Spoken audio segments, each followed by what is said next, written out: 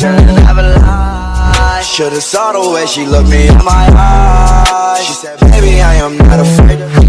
Bonjour, bienvenue dans cette nouvelle petite vidéo Jujutsu Kaisen. Bienvenue sur cette chaîne Jujutsu Kaisen. Alors vous savez, pour ceux qui connaissent, j'ai déjà une chaîne One Piece, j'ai une chaîne sur l'anime, j'ai déjà pas mal, une chaîne avec mon frère aussi, donc j'ai déjà pas mal de chaînes un petit peu partout.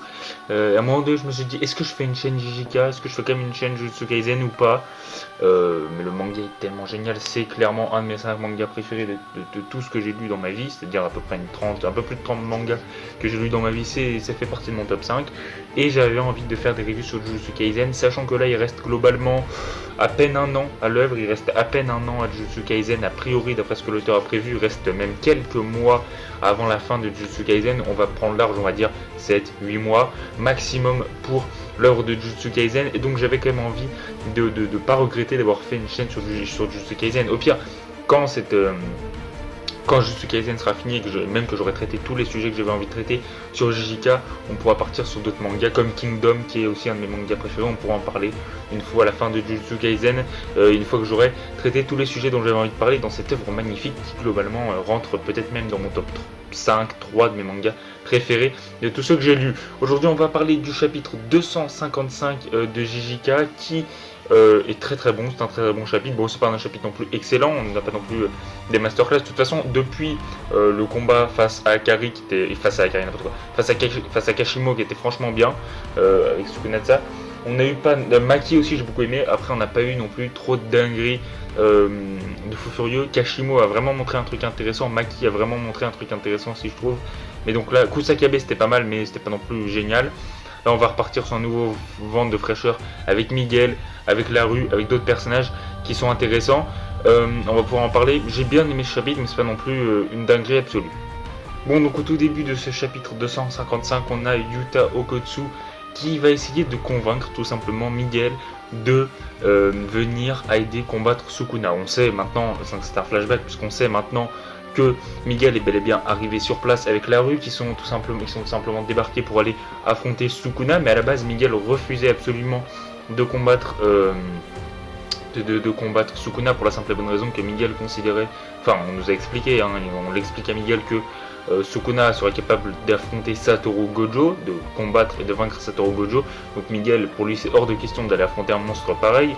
Yuta va enchaîner un petit peu les arguments pour essayer de le convaincre. Il va lui dire tout d'abord, oui mais tu sais, si on n'arrête pas Sukuna, il pourrait y avoir une fusion entre les Japonais, la population japonaise et Tengen, ça pourrait être un fléau bien pire que Sukuna. Et on a Miguel qui dit non mais en réalité je m'en fous, même s'il y a un fléau qui est de la taille de Godzilla qui débarque de mon pays, ça sera toujours moins pire que d'affronter Sukuna. On a pas mal de balles de ping-pong comme ça qui s'enchaînent. Bon, puisque Miguel refuse tout simplement les arguments de Yuta Okkotsu, on a tout simplement la rue qui va essayer de le prendre à part et qui va essayer de le prendre un petit peu par les sentiments, par la sensation. Il va tout simplement essayer de convaincre notre cher Miguel en lui disant: on aimait tous Suguru Geto, ici on était tous là pour lui, on doit lui rendre un dernier hommage, on doit lui rendre un dernier service, on doit tout simplement offrir aux cieux notre dernier présent quelque part, tout simplement en rendant hommage à Suguru Geto. Il faut se battre à 100% contre Sukuna, il faut aller vaincre Sukuna pour rendre hommage une dernière fois à Suguru Geto, pour lui rendre ce qu'il nous a donné quelque part. Je trouve ça assez beau, je trouve ça assez intéressant. Miguel et la rue qui n'étaient pas forcément le personnage auquel j'étais intéressé ni attaché, un peu comme Kusakabe, Akutami me fait de plus en plus les aimer. Voir le retour de Miguel dans le manga, dans la trame principale, je m'y attendais pas. On l'avait vu dans Jujutsu Kaisen 0 bien évidemment, mais on l'avait pas encore vu, je crois pas en tout cas de mémoire qu'on l'avait. On l'avait peut-être mentionné dans le manga, c'est même sûr. On avait dit qu'il était en Afrique, dans un pays en Afrique, on nous l'avait précisé dans le manga, mais on nous avait pas dit, on nous avait pas précisé quel pays. On nous a pas dit dans quel pays il était. On savait qu'il était dans le continent africain, mais on nous a pas précisé dans quel pays, et on l'a pas revu. En tout cas dans le manga, je crois pas qu'on l'ait revu, dans le manga principal, dans les 25 premiers tomes, dans les 255 chapitres, je crois pas qu'on l'ait revu. Donc ça fait plaisir et c'est intéressant qu'il soit un petit peu plus développé, parce que dans Jujutsu Kaisen 0 on le voyait un peu comme l'ennemi de Satoru Gojo, le serviteur de Suguru Geto. Dans le manga, dans les 250 chapitres de l'histoire principale, on nous a bien dit on nous avait bien précisé qu'il avait entraîné Yuta Okkotsu, mais on n'avait pas plus d'informations. bah, ça fait très plaisir et c'est très intéressant, je trouve, de revoir Miguel et d'avoir un petit peu plus d'informations sur lui. C'est très plaisant, je trouve. Bon, et donc quand on a tout simplement Miguel et la rue qui débarquent, ils font des constatations simples. Son territoire est scellé, il y a un affaiblissement de son sort d'inversion, son bras inférieur gauche est coupé, son bras inférieur droit n'est plus adapté au combat, et son cœur n'est pas encore soigné. Donc on a clairement un Sukuna qui nous est bien précisé par Akutami. En fait Akutami clairement il veut nous faire dire Sukuna est affaibli de fou, il a plus de territoire, il a plus de sort d'inversion, ses deux bras sont coupés et son cœur n'est pas encore soigné. Akutami veut clairement nous faire comprendre que Sukuna n'est pas à 100%, il est plus à 100% en tout cas, il est plus capable de donner tout ce qu'il avait comme face à Satoru Gojo par exemple. Et pourtant, il est toujours tellement puissant, il est tellement bien plus puissant que Maki, bien plus puissant que Yuji, bien plus puissant que Kashimo, que Akari. Peut-être Akari va débarquer à un moment donné, Sukuna va en faire de la pâtée. Donc on nous montre que Sukuna, même affaibli, est bien plus puissant.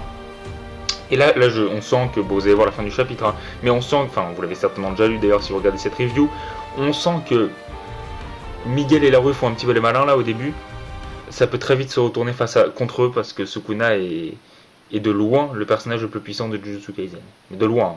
Alors on va découvrir, je ne l'ai pas précisé mais au début du chapitre déjà on le voyait, on va découvrir un petit peu plus en détail le pouvoir de Laru qui donc tout simplement est capable de faire apparaître des mains géantes. Ça me fait vraiment penser à pour ceux qui se rappellent lors de l'attaque de Maki sur le clan Zenin, ça me fait vraiment penser au pouvoir de Jinichi Zenin, donc le frère de Toji Zenin, pour ceux qui se souviennent.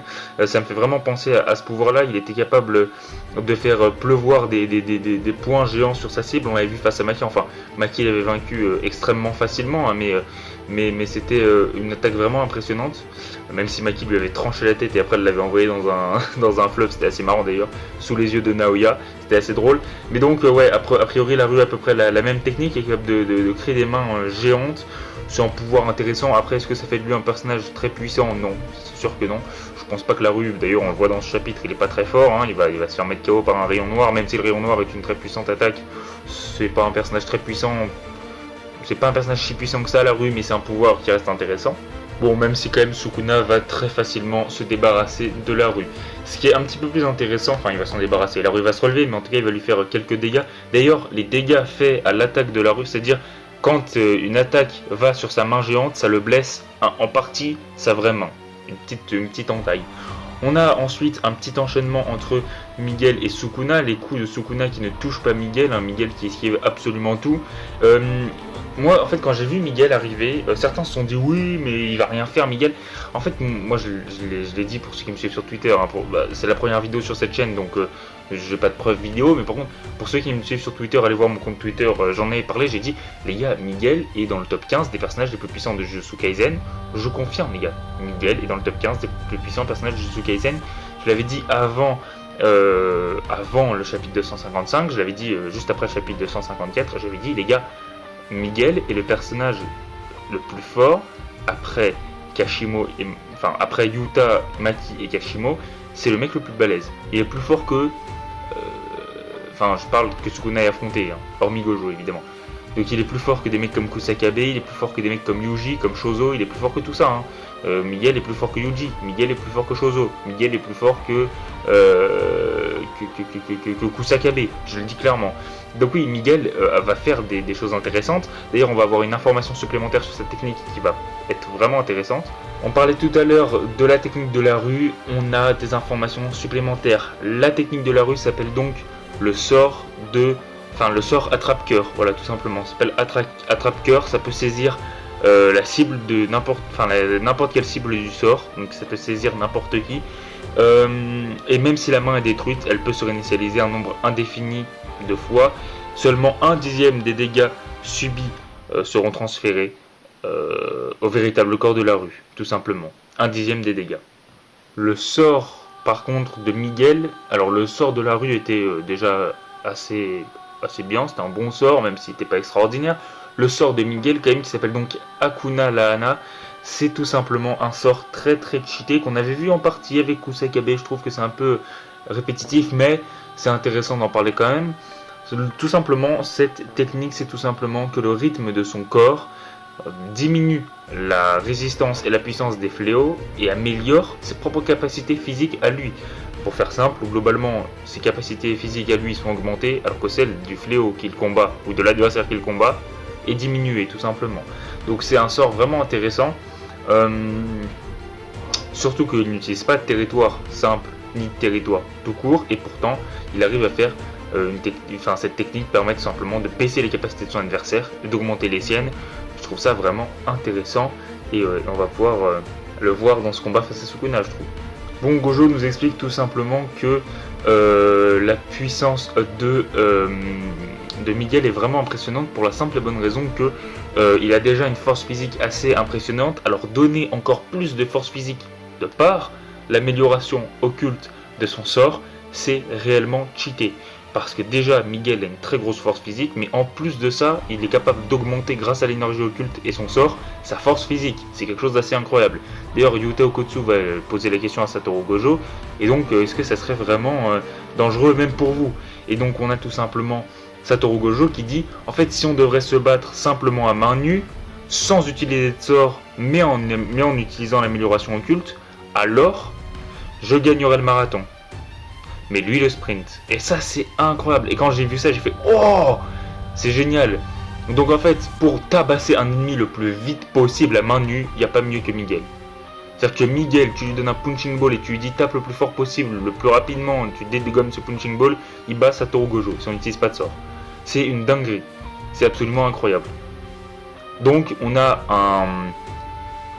Miguel a tout simplement, sur le court terme, plus de force physique grâce au renforcement occulte que Satoru Gojo. Sur le court terme. C'est absolument une dinguerie, je sais pas si on se rend compte. Mais c'est incroyable. Et donc ça fait de ce sort de Miguel, ça fait que le sort de Miguel est vraiment cheaté. Il est vraiment cheaté et il est vraiment intéressant de par le personnage qu'il est.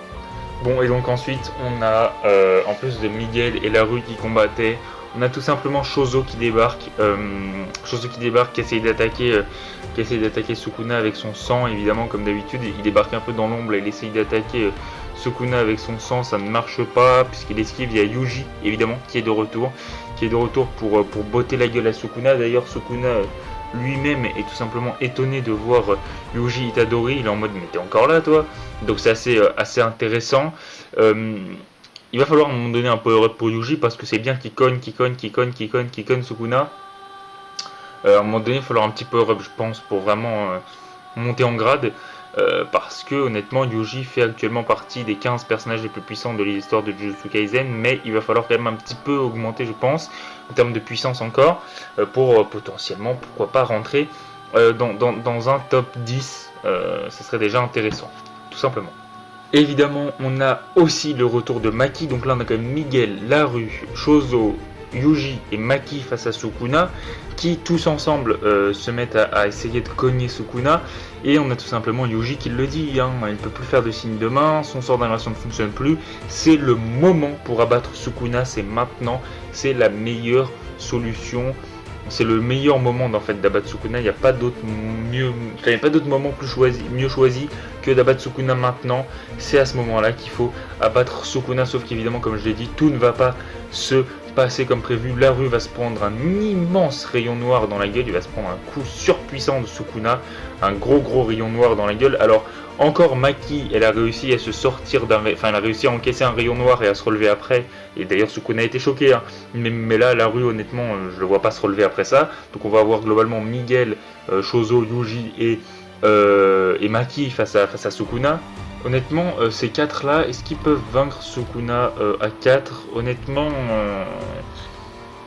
ils peuvent vraiment mettre Sukuna en difficulté, mais s'il n'y a pas un power-up, bon Miguel je pense pas qu'il va être power-up maintenant, Chozo non plus, Maki non plus, je pense que c'est à Yuji d'avoir le power-up en fait. Je pense que ça va être très difficile de mettre Sukuna en difficulté là honnêtement. En tout cas, je pense pas que les 4 là, dans l'état actuel, vont vaincre Sukuna. À 4 contre 1, je pense que Sukuna va encore dominer le combat, honnêtement.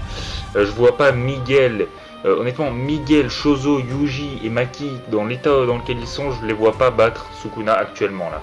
Il va falloir un power-up de Yuji, je pense, pour qu'ils puissent vaincre Sukuna. Alors ils vont peut-être mettre gravement en difficulté Sukuna, mais à 4 là, je pense pas qu'ils vont pouvoir vaincre Sukuna. Je pense que s'il n'y a pas de power-up de Yuji, c'est mort.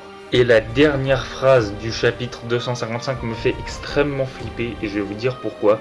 La dernière phrase du chapitre 255 c'était tout simplement: Satoru Gojo avait récupéré son sort d'inversion en envoyant un second rayon noir dans le cas du roi des fléaux. 3 petits points. Alors là, attention. Attention, parce que ça peut être très très dangereux. Parce que si Sukuna, grâce à vous, en ayant envoyé un second rayon noir, ça veut dire qu'il est capable de récupérer son sort d'inversion. Là, on voit qu'il a envoyé un second rayon noir. Potentiellement, ça veut dire qu'il est capable de récupérer son sort d'inversion. S'il récupère son sort d'inversion, il est capable de réexécuter son territoire. S'il réexécute son territoire, c'est terminé. C'est fini. Il n'y a pas de moyen de s'en sortir, c'est terminé. Miguel va se faire charcuter. Miguel et Chozo vont se faire charcuter. À la limite, il y aura encore Yuji et Maki debout, mais voilà quoi, hein, ça va mener à rien, je pense. Donc attention honnêtement, parce que s'ils ont leur territoire, si Sukuna récupère son sort d'inversion, récupère son territoire, attention. Alors je me dis en même temps, potentiellement là du coup la fin de la phrase c'est: dans le cas du roi des fléaux, ça lui permet de récupérer son territoire. Mais en même temps je sens que le chapitre se termine trop bien pour Sukuna et que peut-être que ça sera dans le cas du roi des fléaux, ce n'est pas le cas, peut-être. Je pense que soit en fait on a deux opposés, soit ça va très bien commencer pour Sukuna dès le chapitre 256 et en fait le gars récupère son territoire, soit dans le chapitre 156 on dit en fait pour Satoru Gojo c'était le cas mais pas pour Sukuna, c'est pas parce qu'il a réussi à faire un deuxième rayon noir qu'il a récupéré son sort d'inversion. Donc pour moi c'est soit l'un soit l'autre, il n'y a pas de juste milieu. Pour moi soit le gars a carrément récupéré son sort d'inversion et il a récupéré son territoire et on va voir du coup le territoire de Sukuna, soit en fait avoir réussi à faire un second rayon noir ça veut rien dire. Pour Satoru Gojo c'était intéressant, mais pour Sukuna ça n'a pas d'impact particulier. Tout simplement, voilà. En tout cas chapitre 255 intéressant, que j'ai beaucoup aimé, même si c'était pas non plus un chapitre exceptionnel. J'ai beaucoup aimé ce chapitre 255 de Jujutsu Kaisen. On se retrouve évidemment pour plein de nouvelles vidéos sur Jujutsu Kaisen, sur ce manga formidable, très bientôt, tous les 3 jours, comme pour la chaîne One Piece. Donc on se retrouve très bientôt. On se retrouve du coup mardi pour la prochaine vidéo Jujutsu Kaisen. Allez, c'est ciao.